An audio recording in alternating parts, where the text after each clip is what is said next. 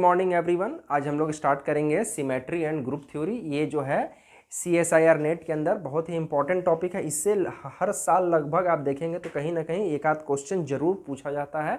ये टॉपिक जो है अगर आप नहीं जानते तो ये आपके लिए बहुत ही हार्ड आपको फील होगा, मगर जब आप इसको स्टेप बाय स्टेप एनालाइज करेंगे ये बहुत ही सिंपल होता चला जाएगा। ठीक है, तो चलिए हम लोग स्टार्ट करते हैं। अगर आप लोग हमारे चैनल पर नए हैं तो चैनल को सब्सक्राइब कीजिएगा। ये बिल्कुल फ्री ऑफ कॉस्ट है, इसमें कुछ भी चार्ज नहीं लगता है।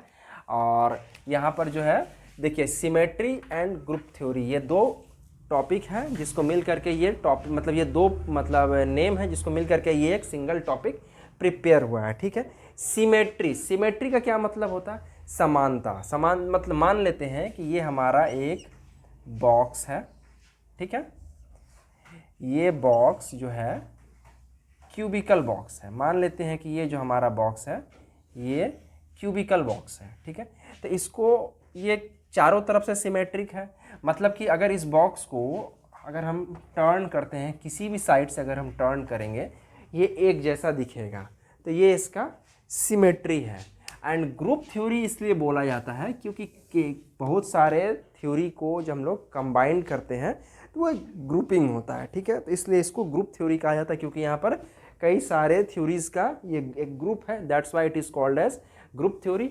एंड सिमेट्री इसलिए नेम दिया गया क्योंकि हम लोग किसी भी मॉलिक्यूल्स का जो है उसका जो क्या सिमिलैरिटी है, क्या उसमें जो है सिमिलरनेस है, उसका क्या सिमेट्री है, उसको हम लोग स्टडी करते हैं। That's why it is called as symmetry. ठीक है, सिमेट्री एंड ग्रुप थ्योरी को स्टडी करने के लिए सबसे पहला जो हमारा पॉइंट आता है इंट्रोडक्शन इन चैप्टर 1, इसमें हम लोग सबसे पहले हम लोग देखेंगे सिमेट्री ऑपरेशन। ठीक है, सिमेट्री ऑपरेशन। सिमेट्री ऑपरेशन देखने के बाद हमको नेक्स्ट जो पढ़ना है वो है एक्सिस ऑफ सिमेट्री। सिमेट्री जो है हम लोग किस किस पॉइंट पर देखते हैं, या तो एक्सिस पर देखते हैं, या किसी पॉइंट पर देखते हैं, या फिर किसी प्लेन के रेस्पेक्ट में देखते हैं। ठीक है, तो एक्सिस ऑफ सिमेट्री जो है हमारा दो टाइप का होता है। एक हो गया हमारा प्रोपर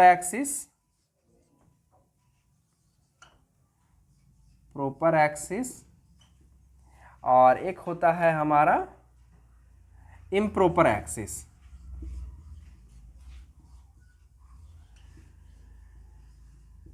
ठीक है, उसके बाद नेक्स्ट होता है हमारा सेंटर ऑफ सिमेट्री।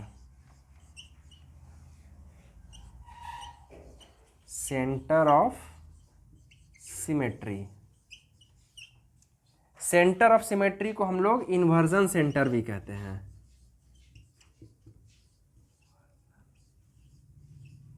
ठीक है, या फिर इसको हम लोग सेंट्रोसिमेट्रिक भी बोलते हैं। ठीक है, एक्सिस ऑफ सिमेट्री जो हमारा किसी एक्सिस के चारों तरफ जो भी हमारा सिमेट्रिसिटी मिलता है उसको हम लोग एक्सिस ऑफ सिमेट्री कहते हैं। और उसमें दो टाइप्स हो गया, किसी सेंटर के अकॉर्डिंग अगर हम लोग सिमेट्री टेस्ट करते हैं तो उसको सेंटर ऑफ सिमेट्री बोलते हैं, या फिर उसको इन्वर्जन सेंटर भी बोलते हैं, या फिर उसको सेंट्रोसिमेट्रिक भी बोलते हैं। ठीक है, और इसको डिनोट करते हैं हम लोग आयोटा से। ठीक है, ये उसका सिंबल है। ठीक है, थर्ड हमारा आता है प्लेन ऑफ सिमेट्री। ठीक है, plane of symmetry. Plane of symmetry जो होता है ये भी तीन टाइप्स का होता है। फर्स्ट हो गया हमारा सिग्मा एच, इसको हम लोग हॉरिजॉन्टल प्लेन ऑफ सिमेट्री भी कहते हैं। Horizontal plane of symmetry. Second होता है हमारा सिग्मा भी प्लेन। सिग्मा भी जो है हमारा वर्टिकल प्लेन ऑफ सिमेट्री हो गया, वर्टिकल प्लेन ऑफ सिमेट्री। ठीक है, वर्टिकल प्लेन ऑफ सिमेट्री जो होता है इसमें सिग्मा भी जो होता है वो हमारा दो टाइप का हो जाता है। एक हो गया हमारा जिसको कि हम सिग्मा भी कहेंगे, और सेकंड टाइप हो जाता है हमारा सिग्मा डी। सिग्मा डी जो होता है वो हमारा डाइहेड्रल होता है, डाइहेड्रल प्लेन ऑफ सिमेट्री होता है। ठीक है, ये सबसे पहले अब हम लोग सिमेट्री ऑपरेशन को देखेंगे। देखिए सिमेट्री ऑपरेशन क्या कहता है, it is the movement of molecule. किसी भी मॉलिक्यूल का ये मूवमेंट होता है जिसको कि हम लोग सिमेट्री ऑपरेशन कहते हैं, with respect to line. Line मतलब एक्सिस, पॉइंट किसी पॉइंट या फिर किसी प्लेन के रेस्पेक्ट में, इन सच अ वे दैट, ऐसा करना है कि movement of molecule every point on the body, मतलब movement of molecule every point on the body is coincident with the equivalent और identical point lying before and after the operation is indistinguishable. मतलब कि operation को carry करने के बाद वो molecule जो है पहले जैसा था और बाद में जैसा है वो बिल्कुल एक जैसा दिखेगा, उसमें कुछ भी अंतर नहीं आएगा। इसको हम लोग यहाँ एक एग्जाम्पल से समझेंगे। और यहाँ पर दो वर्ड है, इक्विवेलेंट और आइडेंटिकल। ये क्या है उसको भी हम लोग समझेंगे। ये दोनों का यहाँ पर बहुत ही इंपॉर्टेंट मीनिंग है और इस डेफिनेशन को हम लोग इस वाटर मॉलिक्यूल से समझेंगे। देखिए ये हमारा वाटर मॉलिक्यूल है, ठीक है, ये बीच में कार्बन है और इसके ये दोनों ये बीच में जो है हमारा ऑक्सीजन मॉलिक्यूल है और ये दोनों जो है हमारा हाइड्रोजन है। ठीक है, ये हमारा वाटर मॉलिक्यूल है, आप देख रहे हैं। अब यहाँ पर जो है इसमें हम लोग क्या करेंगे कि यहाँ पर एक ऑपरेशन को कैरी करते हैं। मान लेते हैं कि यहाँ पर जो ये ऑपरेशन होगा एक एक्सियल ऑपरेशन होगा, एक्सिस के रेस्पेक्ट में होता है। ठीक है, ये ऑक्सीजन है और ये हाइड्रोजन है। ठीक है, ये हमारा मॉलिक्यूल है, यहाँ पर ऐसे हम लोग इसको अटैच किए। ये हमारा सिमेट्री है। इस सिमेट्री पर ये जो हमारा हाइड्रोजन है इसको हम मान लेते हैं ये हाइड्रोजन 1 है और ये हाइड्रोजन 2 है। ठीक है, और जब इसको हम लोग मान लेते हैं कि इस एक्सिस में रोटेट करते हैं ये कुछ इस तरह, तो ये H1 जो है रोटेट होकर के इस तरफ आता है और H2 जो है रोटेट होकर इस तरह आता है। और इसका जो नेक्स्ट स्ट्रक्चर होगा वो कुछ इस तरह हो जाएगा। ये हो जाएगा हमारा H2 और ये हो जाएगा हमारा H1। ठीक है, तो वाटर मॉलिक्यूल आप देख रहे हैं कि एक्सिस के रेस्पेक्ट में रोटेट हुआ। रोटेट होने के बाद जो है इसका जो स्ट्रक्चर बना है वो स्ट्रक्चर पहले वाले स्ट्रक्चर के मुकाबले एकदम सेम है और कुछ भी डिफरेंस नहीं है। आप देख सकते हैं कि ये जो स्ट्रक्चर है हमारा, ये वाला स्ट्रक्चर और ये वाला स्ट्रक्चर में कुछ भी अंतर नज़र नहीं आ रहा है। ठीक है, अब यहाँ पर हम लोग क्या करेंगे कि इस हाइड्रोजन को हम लोग रोटेट किए तो ऐसा, इस वाटर मॉलिक्यूल को जब हम लोग 1 टाइम्स रोटेट किए तो कुछ ऐसा दिखा। इसको हम लोग फिर एक और बार रोटेट करते हैं। ठीक है, ऐसे रोटेट किया, फिर एक बार और ऐसे रोटेट करेंगे तो ये जो H1 है फिर रिटर्न होकर के यहाँ पर आ गया और H2 जो है यहाँ पर आ जाता है। ठीक है, इस एक्सिस में इसको हम लोग रोटेट करते हैं। तो आप देखिए यहाँ पर इक्विवेलेंट और आइडेंटिकल में क्या अंतर है। आप देखिए ये जो स्ट्रक्चर है इस स्ट्रक्चर में ये हाइड्रोजन H1 यहाँ पर है, H2 यहाँ पर है। ये वाले स्ट्रक्चर में भी H1 लेफ्ट साइड है और H2 राइट साइड है। तो ये और ये जो मॉलिक्यूल हुआ हमारा ये हो गया आइडेंटिकल। ठीक है, जिसमें कि कोई डिफरेंस नहीं है।